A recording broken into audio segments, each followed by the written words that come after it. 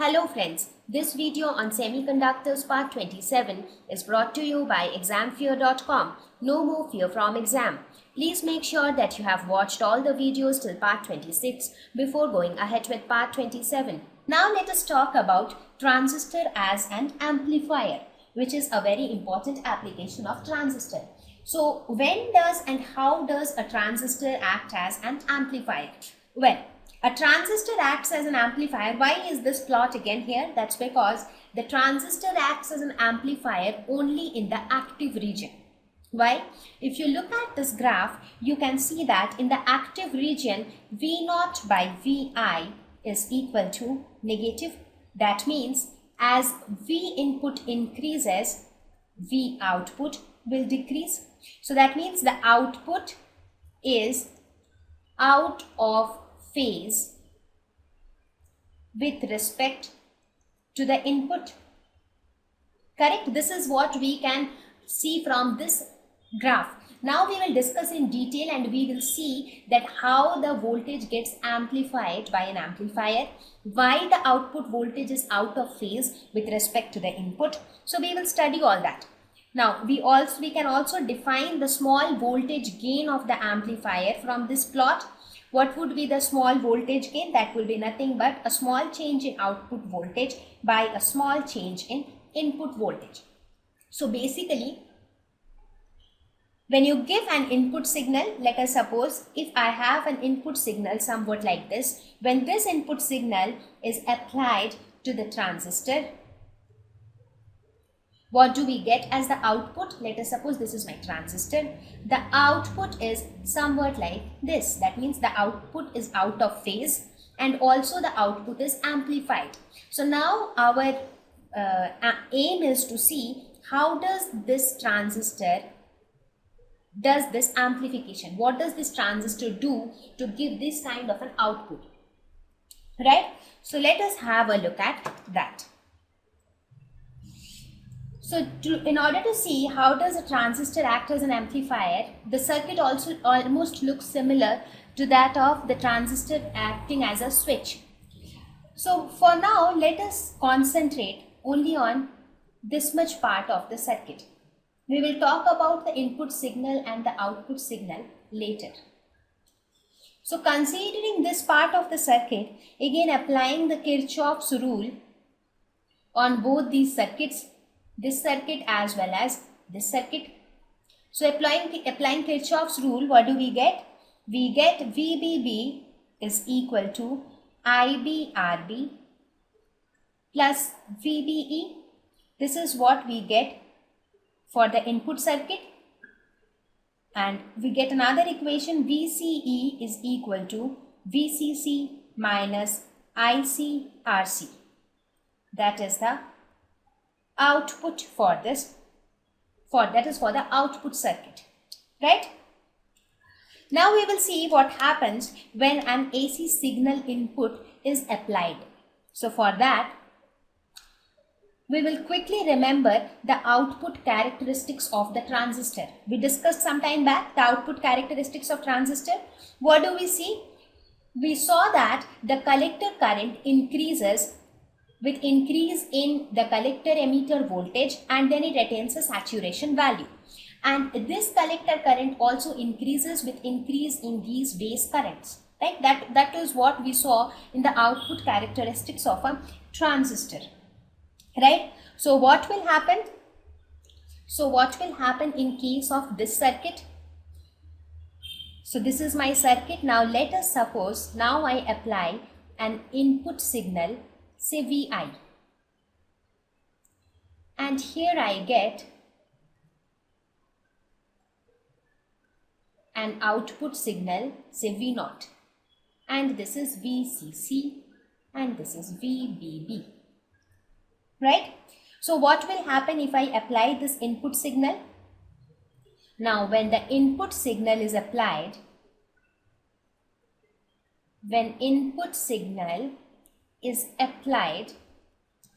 it will change the value of this voltage.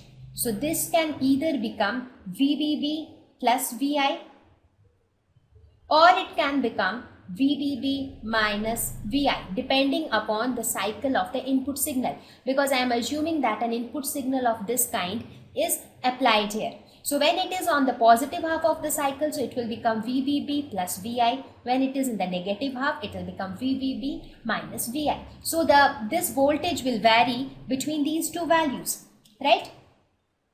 Now this voltage will change when this VBB changes. What will this VBB change? If you look at our previous slide, you will see that when VBB changes, it will also change IB. Right, that is the base current will change. Now, so this will change the base current. Now from the output characteristics of the transistor, we can say that if the base current changes, it will change the collector current. Now if the collector current changes, then again from the second equation in the previous slide, we can see that VCE will change. Now VCE is nothing but our output.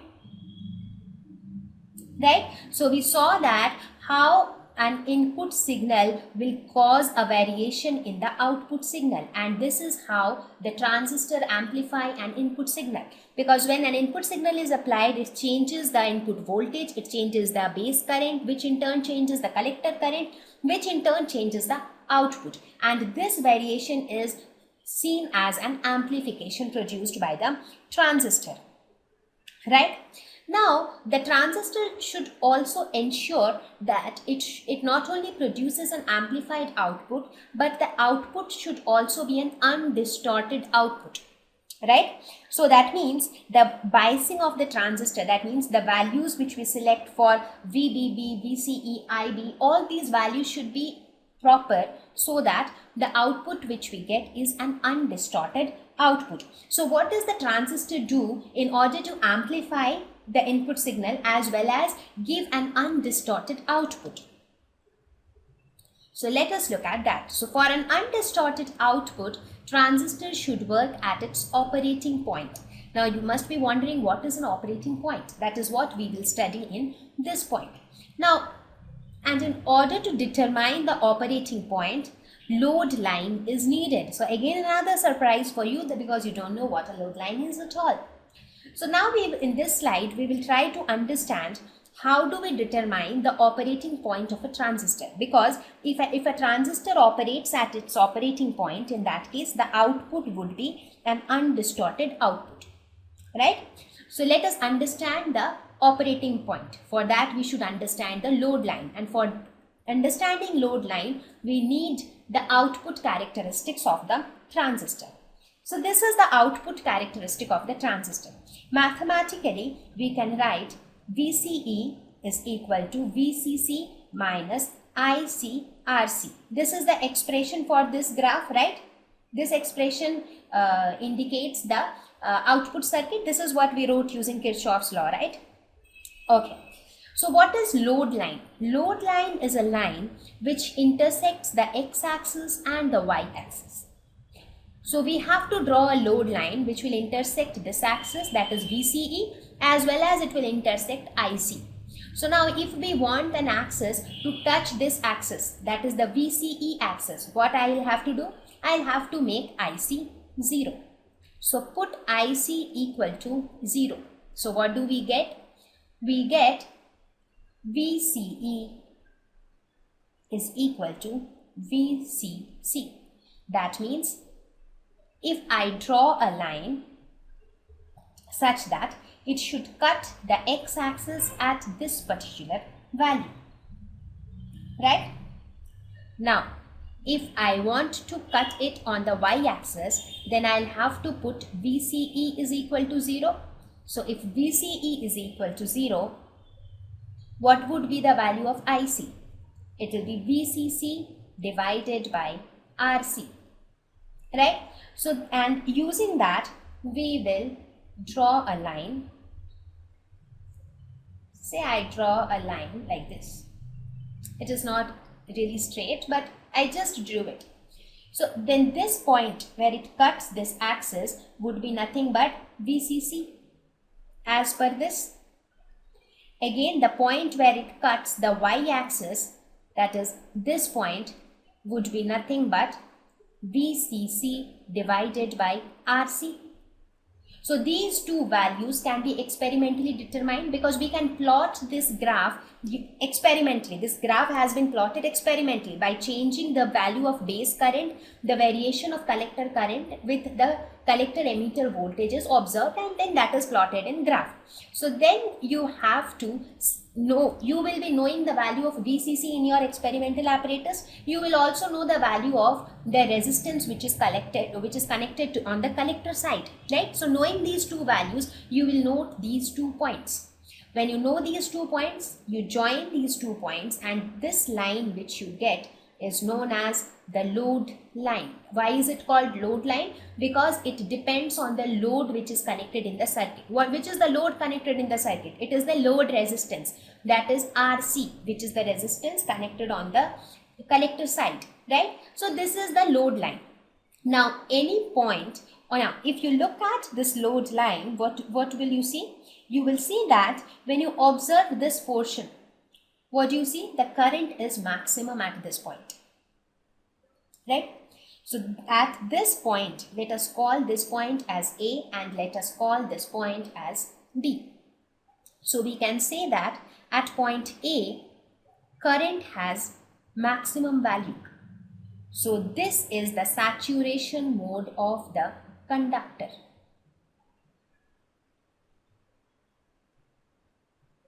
Right? Now if you look at the other point B, what do you see? Here current is almost dropping back to a very low value. Current is almost dropping back to 0. So this is the cut-off mode. So on the output characteristics graph of a transistor, we can say that this region is the cut-off region of the transistor, and this region is the saturation region of the transistor. So that means the load line defines which is the cutoff region, which is the saturation region, and which is the active region. So which is my active region? So the remaining portion is the active region. That is the active region of the transistor. So any point on this active region will act as a suitable operating point. That means any point on this load line within the active region will act as a suitable operating point. So most of the times it is taken somewhere around the midpoint of this line. So if you choose a point somewhere here, you will get an operating point. And if the transistor operates at this point, because whichever point you choose, let us suppose you chose this point. So there will be a voltage, there will be a VCE corresponding to that point, there will be a collector current corresponding to this point, there will be a base current corresponding to this point. So if the transistor is made to operate with these values of voltages and current, the output which we will get will be an undistorted output. So this is the concept of the operating point of the transistor. Now operating point of transistor plays a very important role in amplification, because if you do not know anything about the operating point, the output which you will get will be an extremely distorted output. So there is no point getting an output of that kind. So when a transistor acts as an amplifier, firstly it causes variation in the output voltage. How does it cause that? We saw in the previous slide. When the input voltage is applied, it causes a change in base current, which in turn causes a change in collector current, which in turn changes the output voltage, right? Secondly, it gives an undistorted output. How do we get an undistorted output? By selecting a suitable operating point. So for that, what do? We construct a load line using the output characteristic curve of the transistor. Okay, so that is also done.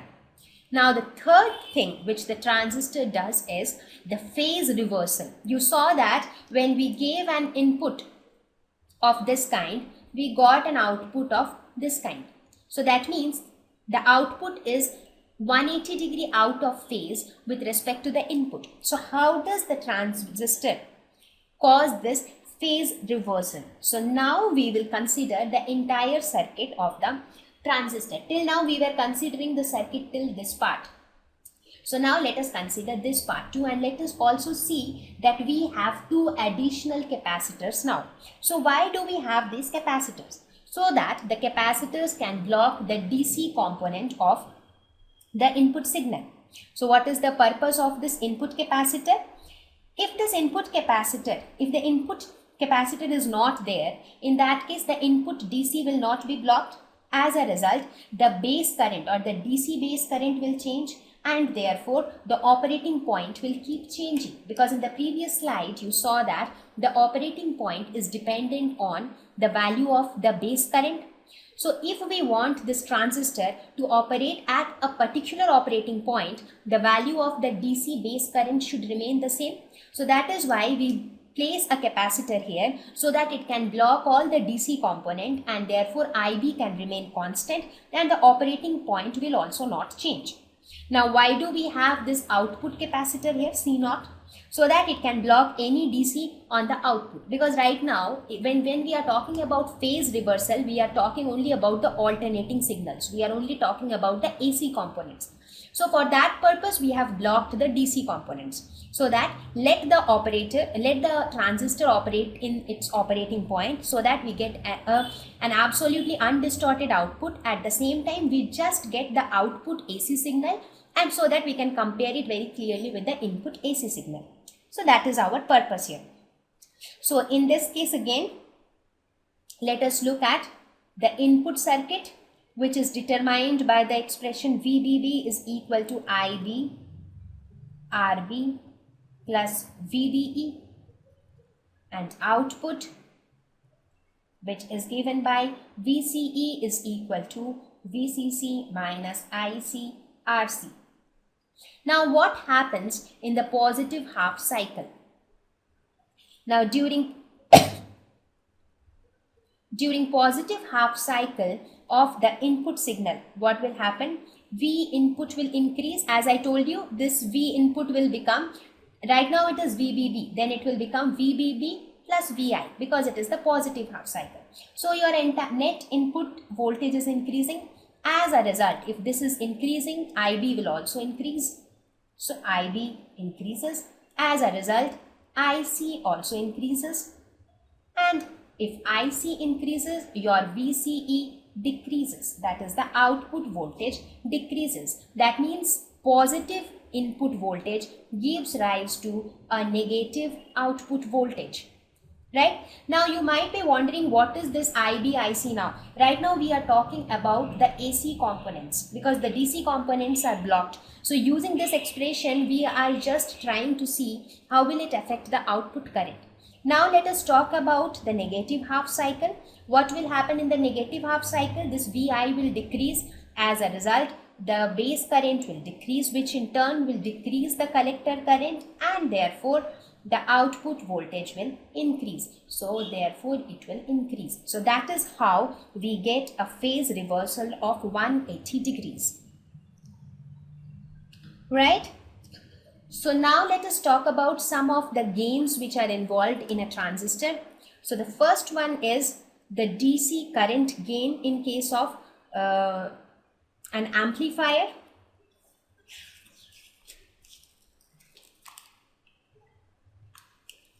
So the DC current gain is denoted by beta DC, which is nothing but output current by input current, that is IC by IB.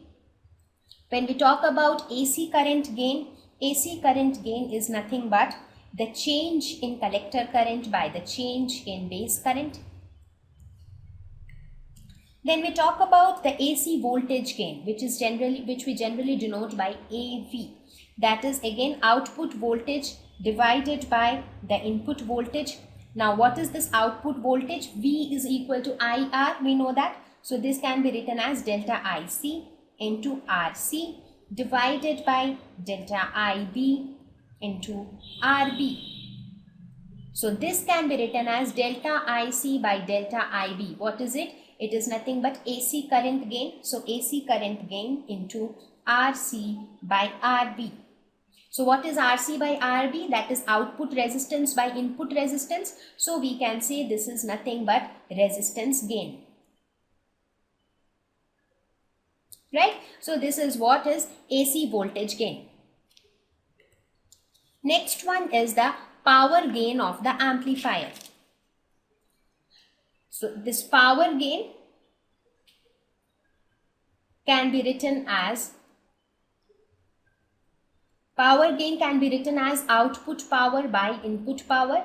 What will be the now we know that power is equal to I square R.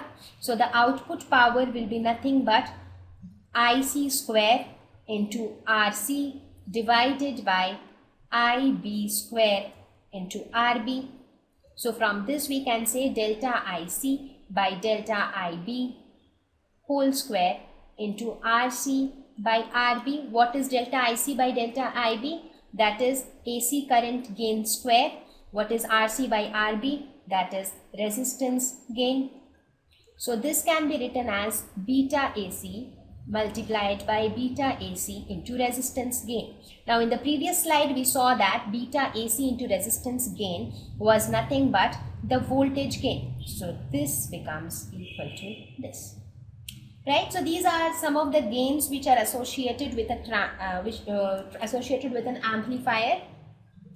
Okay, so that's where we conclude the topic on transistors. So I hope I was able to explain you the basics of a transistor. However, we did not go into very much deep about transistors because that is not included in your curriculum. As you go for higher studies, you will study more about transistors. You will study more about transistor biasing and more complicated circuits using transistors. So let us try to solve few problems on transistors. Thank you. Please visit examfear.com to watch free educational videos, try free online tests, get the best quality study materials, study from the best tutors and mentors, and much more. Thank you once again.